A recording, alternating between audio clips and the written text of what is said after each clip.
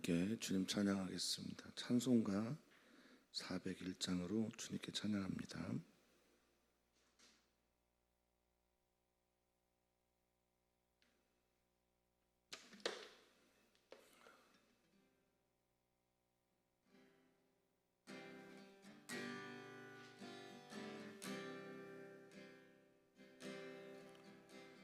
주의 곁에 있을 때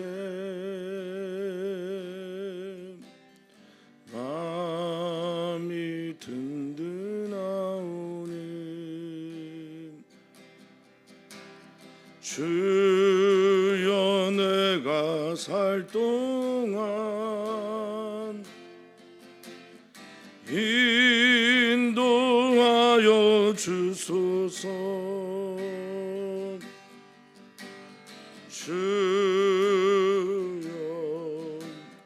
주여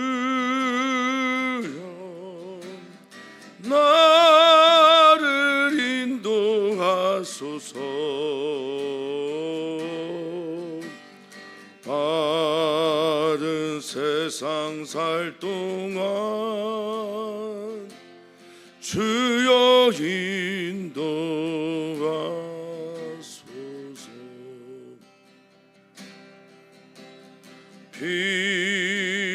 피난처인 예수여 세상 물결 엄할 때 크신 은혜 베푸사 나를 숨겨주소서. 주여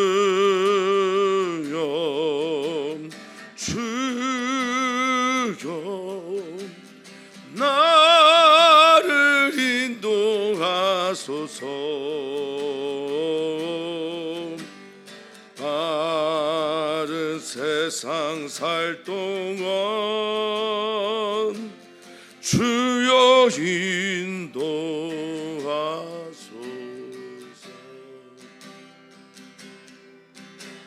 세상 풍파 지난 후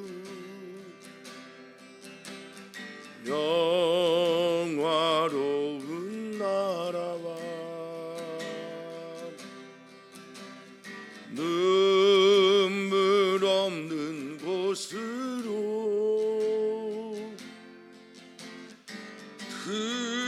들어가게 하소서.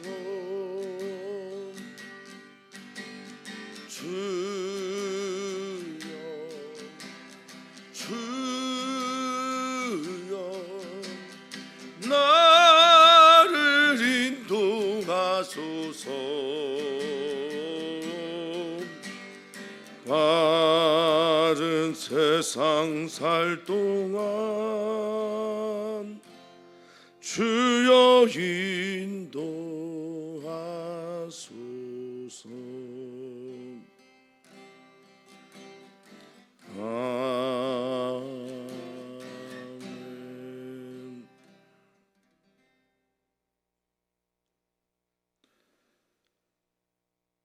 아멘. 주님을 향한 갈급한 마음을 우리에게 부어 주시옵소서. 주님의 생수로 또 주님께서 주시는 생명의 떡으로 오늘을 살아갈 우리들이어야 하는데 주님, 우리의 눈에 다른 것들이 너무 많이 보이고 다른 것들을 너무 구합니다. 오 주님, 오직 주님만 바랄 수 있는 오늘 우리들의 눈, 우리들의 마음 되게 하여 주시옵소서. 이것이 참된 복임을 믿습니다. 주님을 향한 갈증과 갈망으로 오늘을 시작하며 주께서 채워주시는 말씀이 오늘 너무 절실하니 주님, 우리에게 그 말씀으로 찾아와 주시고 그 말씀을 우리의 자양분 삼고 살게 하여 주시옵소서. 감사함 예수님의 이름으로 기도하옵나이다. 아멘. 하나님 말씀입니다. 하나님의 말씀 민수기 35장 22절에서 34절입니다.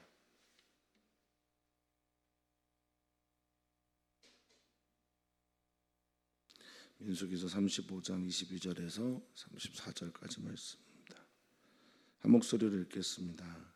악의가 없이 우연히 사람을 밀치거나 기회를 엿봄이 없이 무엇을 던지거나 보지 못하고 사람을 죽일 만한 돌을 던져서 죽였을 때에 이는 악의도 없고 해하려 한 것도 아닌즉 회중이 친자와 피를 보복하는 자 간에 이 규례대로 판결하여 피를 보복하는 자의 손에서 살은 자를 건져내어 그가 피하였던 도피성으로 돌려보낼 것이요 그가 거룩한 기름 부음을 받은 대제사장이 죽기까지 거기 거주할 것이니라.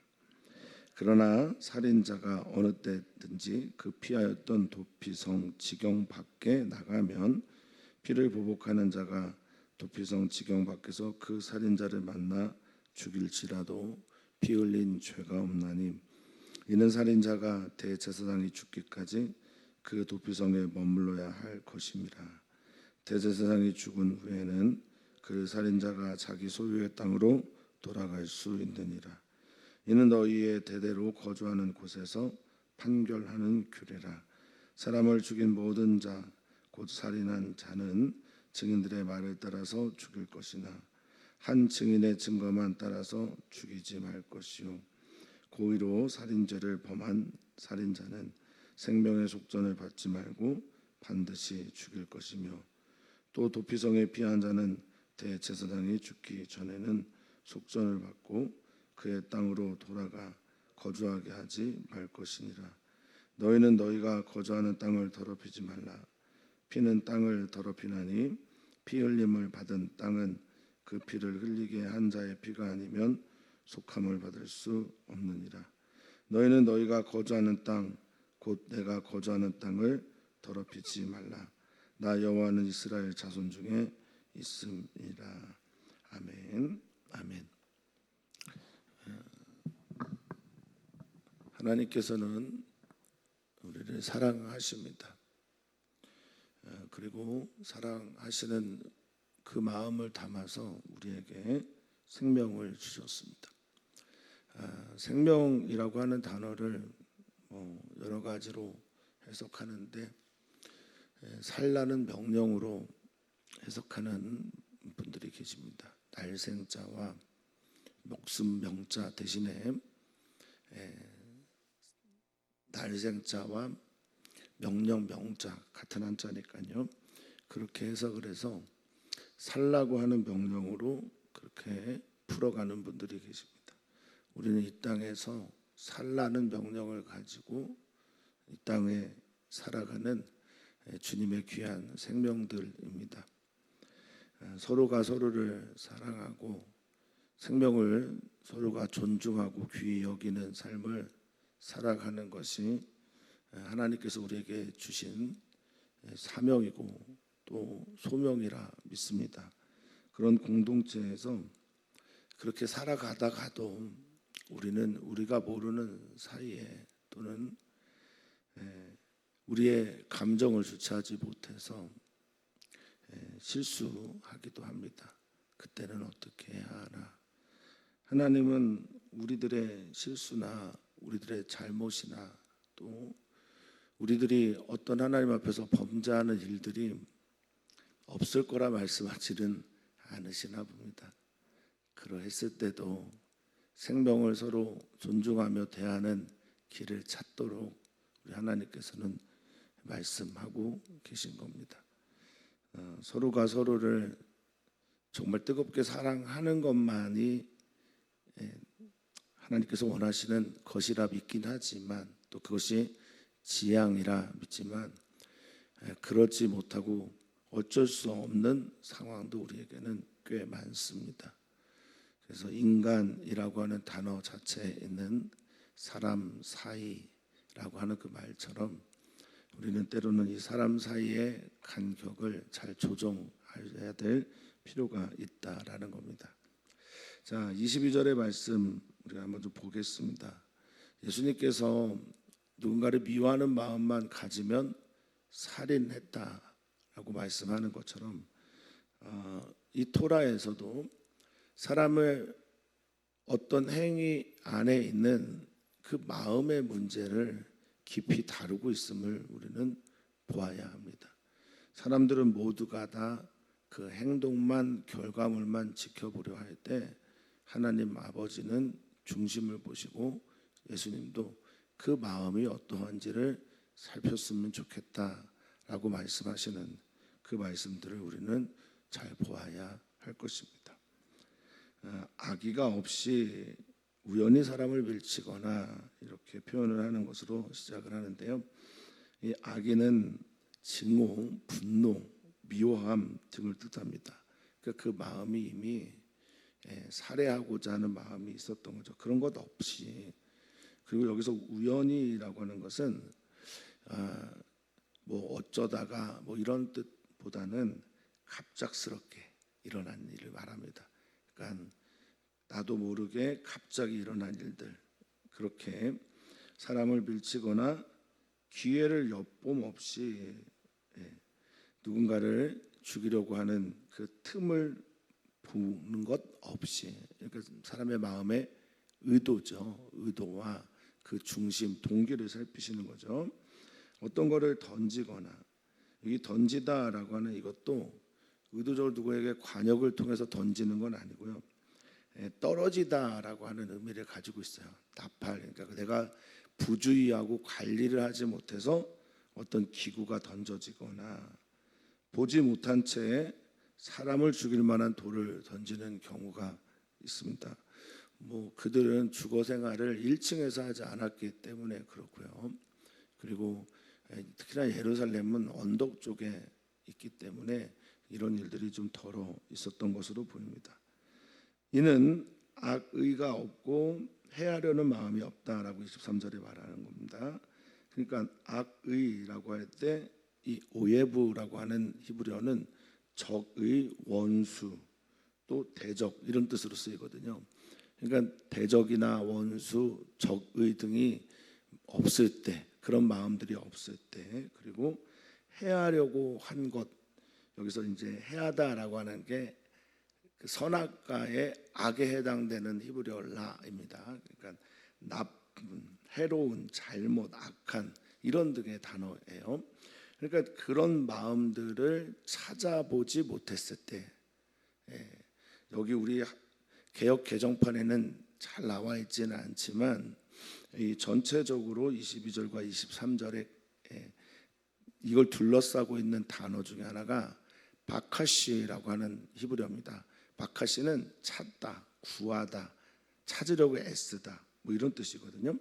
그러니까 이 전반적으로 이 모든 일들에서 그런 의도를 찾으려고 했는데, 보려고 했는데, 그것을 발견해 보려고 했는데 그런 게 없을 경우, 이렇게 이해하시면 되겠습니다.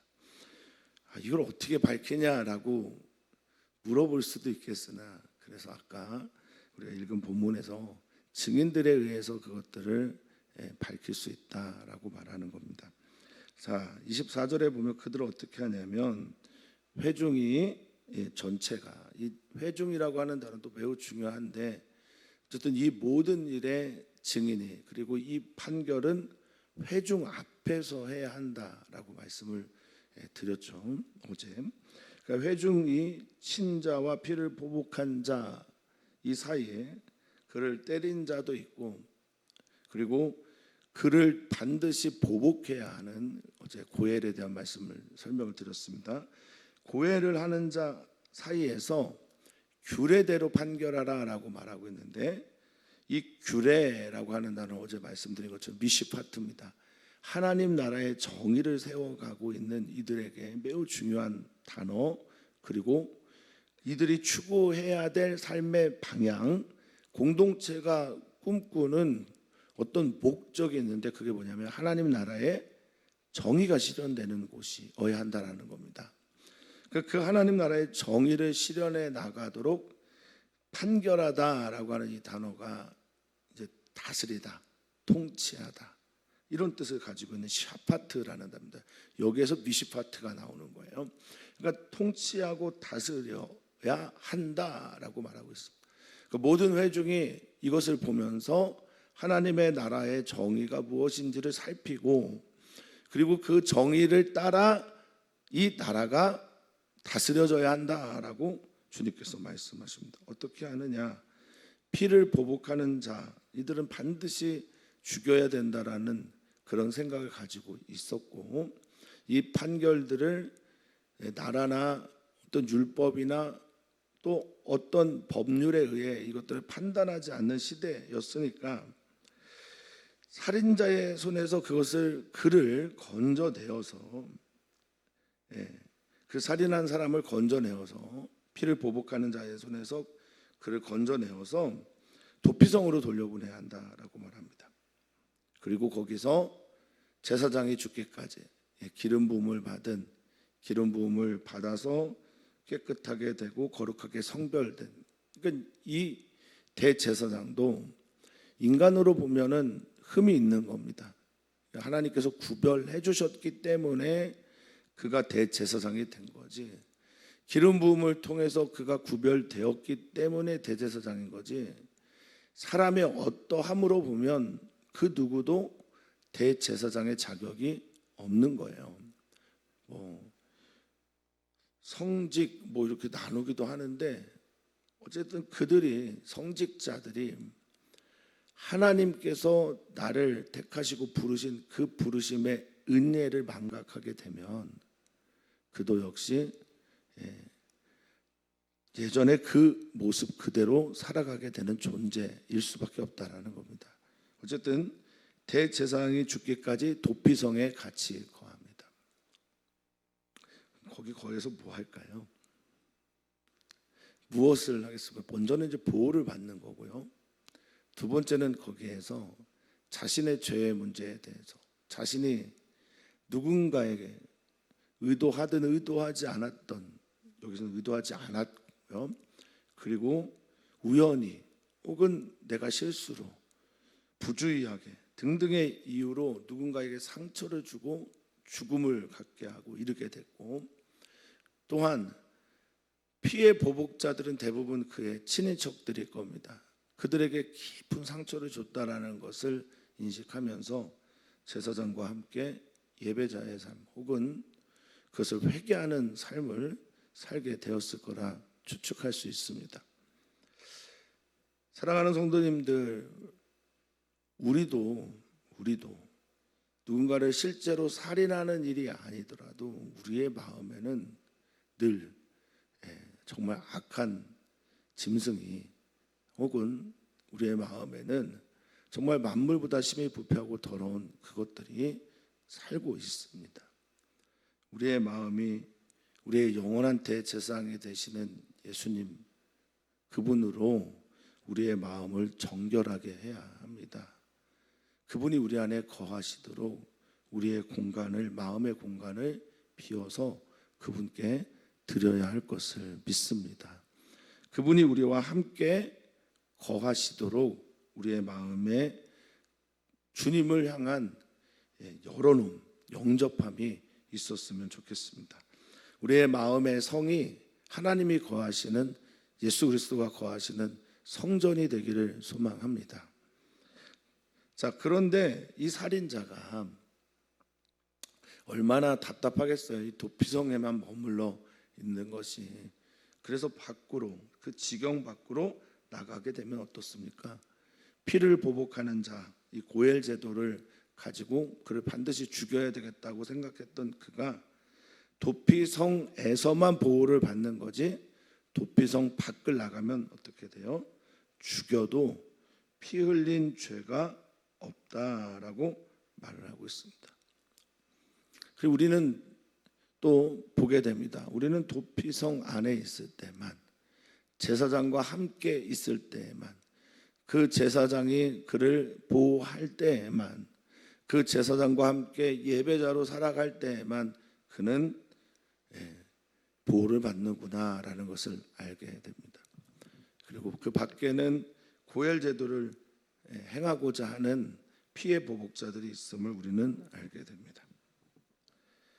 그런데 이 살인자는 언제까지 그럼 머물러야 하냐? 28절입니다. 대제사장이 죽기까지 그 도피성에 머물러야 한다. 그런 후에는 자기 소유의 땅으로 가도 보호받고 안전할 수 있다라고 말을 하고 있습니다. 그 대제사장이 언제 죽을지 알고요. 내일 죽을 수도 있고 10년 후에 죽을 수도 있고 그리고 내가 먼저 죽을 수도 있는데 성경은 그의 기준이 대제사장에게 달려있다라고 말을 하고 있습니다. 그렇습니다.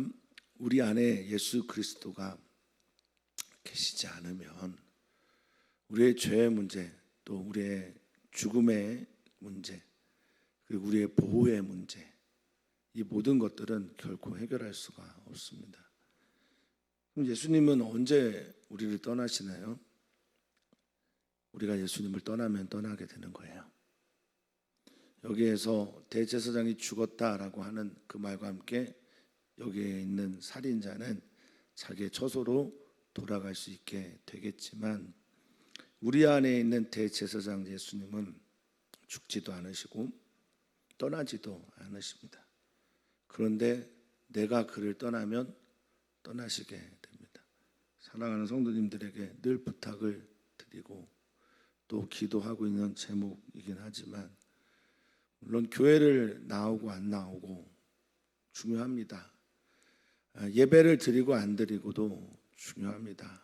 주의를 어떻게 지키느냐도 다 중요합니다. 그런데 결정적이지는 않습니다. 우리 안에 살아계신 예수님이 계시냐 계시지 않는가?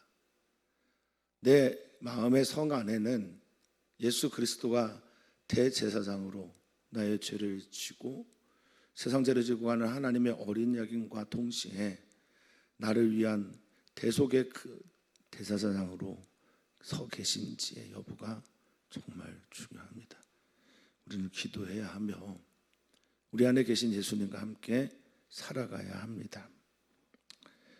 자, 그러면서 이렇게 말합니다. 이는 너희 대대로 거주하는 곳에서, 여기 가나안 땅이죠. 너희가 살아가는 그곳 혹은 바벨론으로 옮겨갔을 때도 판결하는 규례다라고 말합니다.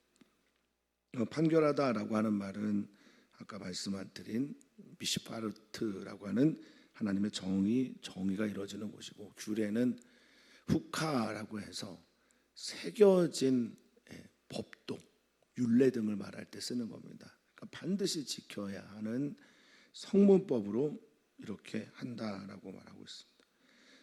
자, 30절, 사람을 죽인 모든 자, 살인한 자는 증인들이 필요하다라고 말합니다. 이 모든 일들이 회중의 앞에서 이루어지는 일입니다.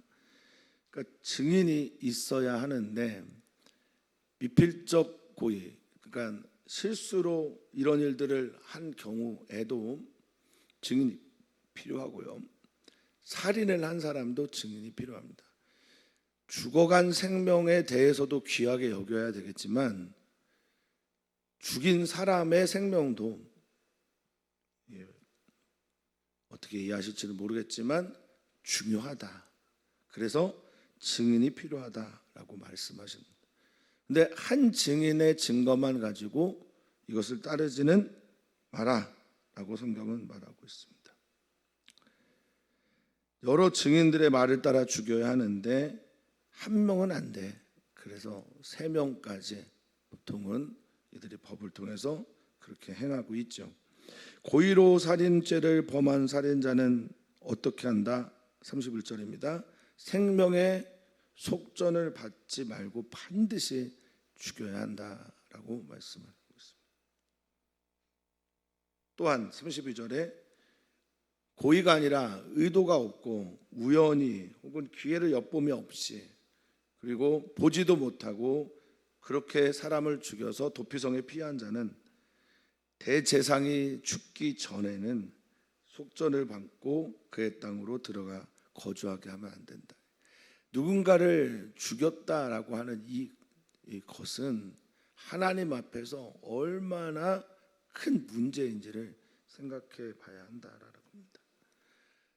그런데 여기서 예수님께서는 한 발 더 나아가 미워하는 자, 형제에게 바보라고 하는 자, 이들에게까지 말씀을 하시고 계시니 우리들의 마음, 그리고 우리들이 가지고 있는 동기, 우리들 마음속에 있는 중심, 이 속에 있는 깊은 것까지 우리 주님은 하나님 앞에서 그 문제를 해결하기를 원하고 계신 겁니다. 겉으로만 아닌 척하는 것만 의로가 아니라 우리들 깊은 곳에 있는 내 내면에 있는 죄성까지도 예수님 앞에서 용서받고 구원받고, 그냥 일시적인 도피성 말고 대제사장이 죽으면 속전을 얻고 돌아가는 그런 도피성 말고 영원한 이 구원으로, 생명으로 살아가기를 우리 주님은 원하고 계신 겁니다. 또한 우리의 마음의 깊은 곳에서 우리를 꽉 붙들고 있는 이 죄악까지도 우리 주님은 해결하기를 원하고 계십니다. 우리 주님의 그 크신 사랑은 우리의 가장 깊은 곳까지 용서하기를 원하실 정도로 그 깊은 곳에 있는 우리의 죄성까지도 풀어가기를 원하고 계심을 저는 믿습니다.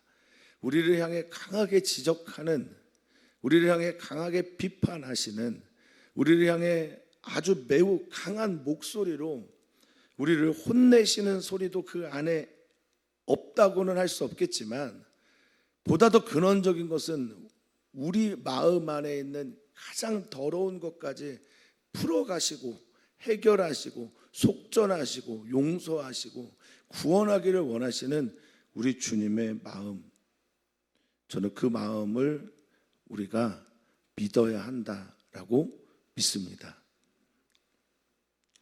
자, 그러면서 주님께서 이렇게 생명에 대해서, 피 흘림에 대해서 자세하게 말씀하신 이유를 33절 이후에 설명하고 있는데, 너희는 너희가 거주하는 땅을, 너희가 살아가는 땅을 더럽히면 안 된다라는 겁니다. 그런데 뭐가 더럽히냐? 피 흘리는 것이 더럽힌다라는 거예요. 피 흘린다, 피는 생명이다라고 하는 고대 근동의 생각과 지금 성경이 말하고 있는 그 말같이 생명이 피 흘림을 당한 그 땅에서 생명이 죽어가는 것은 이렇게 무의미하게, 아니면 살라는 명령을 우리에게 주셨는데, 그렇게 서로가 서로를 죽이고 또 죽게 되어지는 이 모든 것들은 하나님이 원하시는 게 아니다라는 겁니다. 그 땅을 더럽히게 된다. 그 땅을 하나님께서 원하시는 거룩한 땅으로 만들어 갈 수 없다라는 겁니다. 사랑하는 성도님들이 계신 가정, 일터, 교회, 또 만나는 모든 공동체들 가운데에는 하나님 아버지께서 성도님들 통하여 그 땅이 더럽혀지지 않기를 원하고 계심을 믿으셔야 합니다.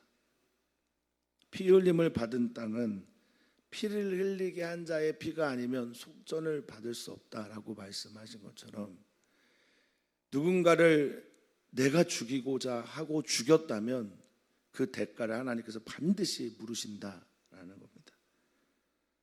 저는 뜻으로 보는 한국 역사 안에서, 혹은 대한민국의 근현대사에서 사람에 대해서 함부로 다루고 또 생명을 귀하게 여기지 않았던 이들에 대해서 하나님께서 심판하시고 또 하셨으면 좋겠다라는 말씀을 여러 차례 드렸습니다.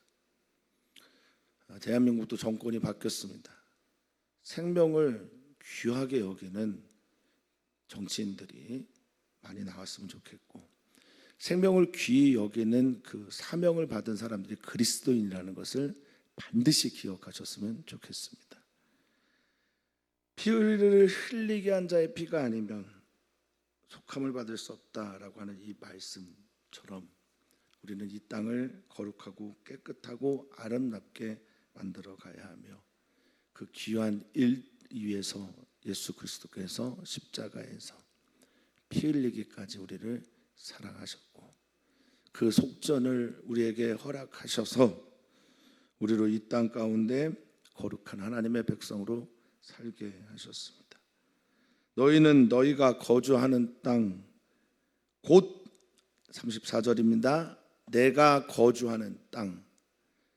왜 그들은 이 땅을 더럽히면 안 되냐? 여기에 하나님이 거주하시기 때문에 그렇습니다.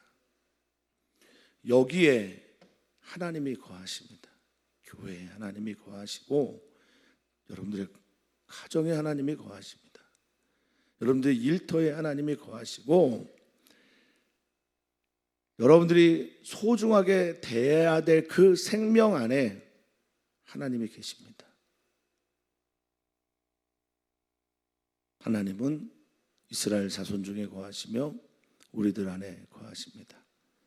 하나님은 우리들 안에 거하시면서 우리에게 오늘도 살라라고 하는 명령을 하십니다.